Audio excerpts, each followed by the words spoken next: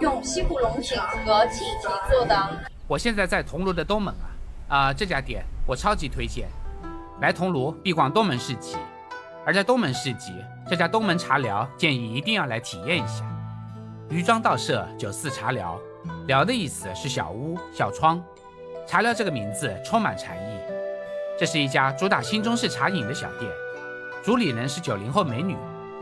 不同于一般的新中式茶饮更重形式和外在，东门茶寮的研发理念更具匠心。在这里，龙井、金骏眉、铁观音、大红袍、凤凰单丛等数十种茶，均是主理人精心挑选的优质品类。特别的，这里还依托于桐庐本地的资源，主打一款鸬鹚红。所有的饮品都是原茶现泡，甚至有些品类都是使用宋代点茶工艺制作，然后再根据茶叶的特性，创造性的加入各种现萃果汁、鲜奶等，调制成一杯适合年轻人的茶饮。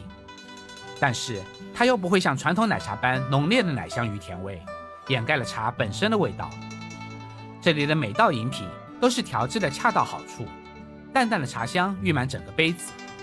鸬鹚红精粹是以桐庐本地的非遗红茶鸬鹚红，通过萃茶机焖、蒸、泡3道工序高压萃取茶汤，再结合厚牛乳制作而成。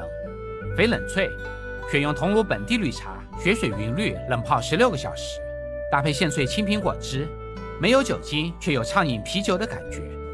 除了制茶的用心，器皿的搭配同样也是非常用心。比如鸬鹚红的富贵盖碗，书法字画和印有书法字的杯子结合，或者把一款姜和正山小种碰撞的奶茶茶饮呈现为江山如画。老茶客们往往不屑这种调制后的茶饮，其实这里也是可以喝鲜茶的，但是相信我，这里的茶饮并不是只适合年轻人。主理人的巧手制作，让我这个长期喝鲜茶的人也为这些产品赞叹。一个词概括，恰到好处。